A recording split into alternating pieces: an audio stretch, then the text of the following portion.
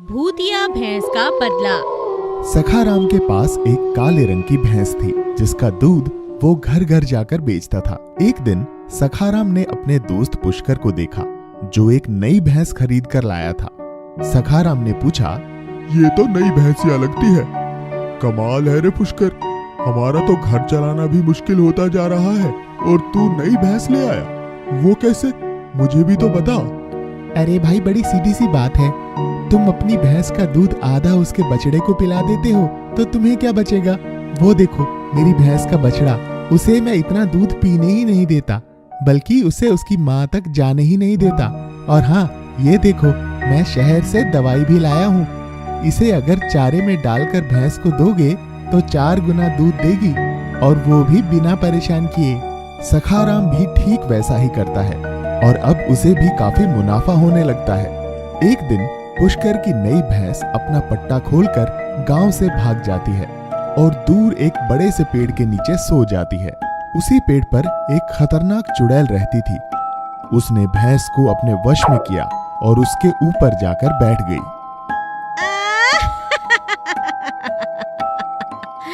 वाह, मजा आ गया। आज से तुम मेरा वाहन बन जाओ, मेरे साथ रहो। भैंस अपनी आप बीती चुड़ैल को बताती है और कहती है, आप उन लालची दूध वालों को सजा दो। चलो मेरे साथ, अभी बदला लेते हैं। और मैं भी लालची लोगों को सजा देना चाहती हूँ। मेरे साथ भी जब मैं जिंदा थी कई लालची लोगों ने बहुत बुरा किया है। मेरे बच्चे से भी मुझे अलग कर दिया। आज मजा आएगा तुम्हारे साथ इन लालचियों से बदला लूंगी। एक एक करके भैंस सबके घर जाती है और दूध वालों को उठा उठा कर पटकती है। बहुत बुरे लोग हो तुम, हमारा दूध पीते हो, उसे बेचते हो और हमारे ही साथ अत्याचार करते हो। मुझे माफ कर दो, मैं शर्मिंदा हूँ। हमें माफ करो। आज के बाद हम वादा करते हैं हम किसी भी माँ से उसका बच्चा नहीं छीनेंगे। अब मैं चाहती हूँ तुम्हें तुम्हारे बच्चे के साथ रहना चाहिए, मेरे साथ नहीं। चुड़ैल चली गई और भैंस को उसका बच्चा और सखाराम को सबक मिल गया। शांति नगर के एक गांव में एक चुड़ैल ने सबका जीना हराम कर रखा था। वो हर 2 दिन के बाद गांव में आती और घर के बाहर दरवाजे पर खड़ी होकर आवाज लगाती, क्या मैं अंदर आ जाऊं? जो लोग डर जाते और बड़बड़ाने लगते या पूछते, कौन है दरवाजे पर? ऐसा पूछने वालों को वो अपने साथ लेकर चली जाती। उसी गांव में आशा अपने सास, ससुर और ननद के साथ रहती थी। आशा की सास और ननद घर का सारा काम उससे करवाते और खुद आराम करते। अरे ओ आशा, कहाँ मर गई? सारा दिन कपड़े ही धोती रहेगी या खाना भी पकाएगी? बस माँ जी, अभी आई।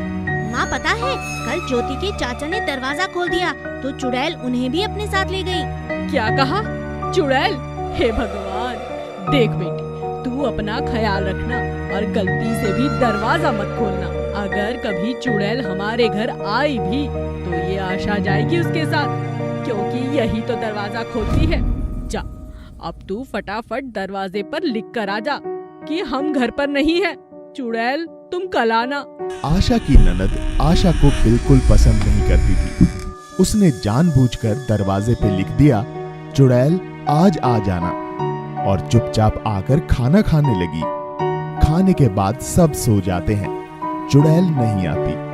आशा की ननद सुमन सोचती है, मैंने तो चुड़ैल को आने के लिए कहा था, दिन चढ़ने वाला है, चुड़ैल तो आई ही नहीं। जाकर देखती हूँ। सुमन जैसे ही दरवाजा खोलती है, सामने चुड़ैल को पाती है। चुड़ैल उसे अपने दांतों में दबोच लेती है। सुमन चिल्लाने लगती है, बचाओ, बचाओ, भाभी, बचाओ। आशा दौड़ती हुई आती है। आशा की सास और बेटा भी जाग जाते हैं। आशा बिना डरे चुड़ैल को दबोच लेती है। छोड़ो, छोड़ो सुमन को, छोड़ो। आशा बहुत समझदार थी। वो जानती थी कि केवल अंधेरा होने तक ही चुड़ैल किसी को अपने बस में रख सकती है और सूरज की पहली किरण पड़ते ही उसकी शक्तियां कमजोर पड़ जाती हैं। इसलिए उसने चुड़ैल को दबोच कर रखा और कुछ ही देर में दिन निकल आया। तब चुड़ैल चिल्लाने लगी और सुमन को छोड़कर वहां से भाग गई। ये क्या था? तुम ठीक तो हो? मुझे माफ कर दो भाभी, मैं इन सब की जिम्मेदार हूँ। मैं आपको गलत समझती थी, मुझे माफ कर दो। सुमन सारी बात घर वालों को बताती है। सभी आशा को खूब प्यार और सम्मान देते हैं और हर रात दरवाजे पर लिखकर सो जाते हैं, चुड़ैल आज हम घर पर नहीं, कल आना। लालची चुड़ैल। सकलपुर गांव में एक भयानक चुड़ैल का साया था। वो रोज गांव में आती और किसी ना किसी को उठाकर अपने साथ ले जाती। गांव के बाहर एक घना जंगल था जहां वो रहती थी। अपने शिकार को भी वो वहीं जाकर खाती थी। गांव वाले बहुत परेशान थे। वो किसी भी तरह उससे पीछा छुड़ाना चाहते थे, इसलिए उन्होंने एक सभा बुलाई। कल वो मेरी बकरी उठाकर ले गई और परसों वो मेरी दादी को उठाकर ले गई। हमें कुछ करना चाहिए, नहीं तो कोई नहीं बचेगा गांव में। गांव वालों ने एक उपाय निकाला और सोचा कि आज रात वो चुड़ैल के सामने प्रस्ताव रखेंगे कि वो रोज रोज गांव में ना आया करे। हम हर रोज एक जानवर जंगल तक पहुंचा दिया करेंगे। अरे वाह, आज तो गांव वाले मेरे स्वागत में खड़े हैं। चुड़ैल जी, हम आपके सामने प्रस्ताव लेकर आए हैं। कृपया शांत हो जाइए और हमारी बात ध्यान से सुनिए। प्रस्ताव? कैसा प्रस्ताव? जल्दी बताओ, मुझे बहुत भूख लगी है। ऐसा ना हो यहाँ कोई जिंदा ना बचे और तुम सबको खा जाऊं। गांव वालों ने सारी बात चुड़ैल से कही। ठीक है, कल से मेरे पास तक रोज एक जीव जिंदा पहुंच जाना चाहिए। याद रखना, ज्यादा होशियारी की तो पूरे गांव को तहस नहस कर दूंगी। चुड़ैल के जाने के बाद गांव का एक बुजुर्ग पास खड़े जुगनू को कहता है, बेटा जुगनू, कल चुड़ैल का भोजन तुम लेकर जाना। आज हम शरद को भेज देते हैं। जुगनू गर्दन हिलाकर हामी तो भर देता है, लेकिन वो इस उपाय से खुश नहीं था। वो तो पूरे गांव को इस मुसीबत से निकालना चाहता था। पूरी रात और पूरा दिन जुगनू ने बहुत सोचा और फिर खाली हाथ चल पड़ा जंगल की तरफ। उसे देख गांव के लोग हैरान थे। जब जुगनू चुड़ैल के पास पहुंचा तब उसने कहा, चलिए चुड़ैल जी, मैं आपके भोजन को पकड़कर ले आया हूँ।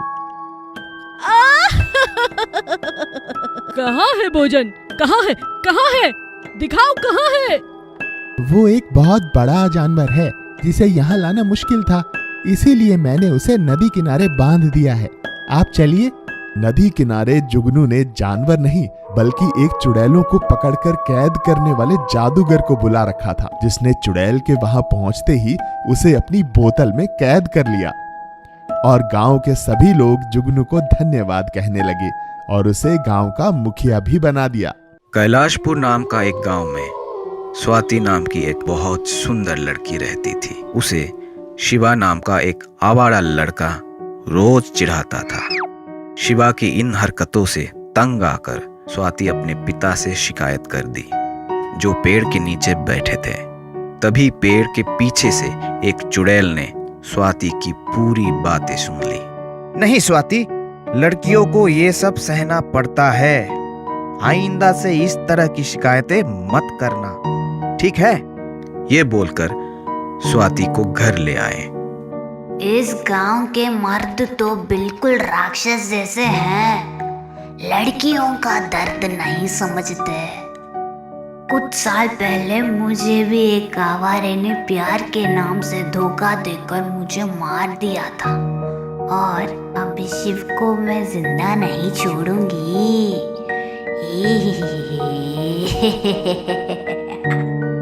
चुड़ैल ने रात को स्वाति के घर जाकर उसके शरीर में घुस गई।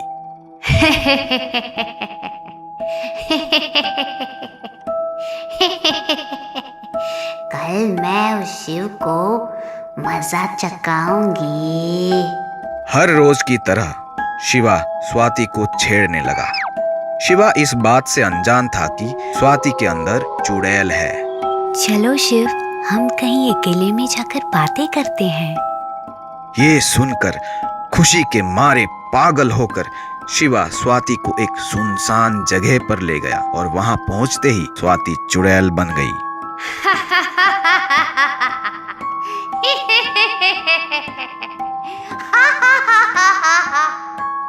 अरे स्वाति, ये तुम्हें क्या हो गया?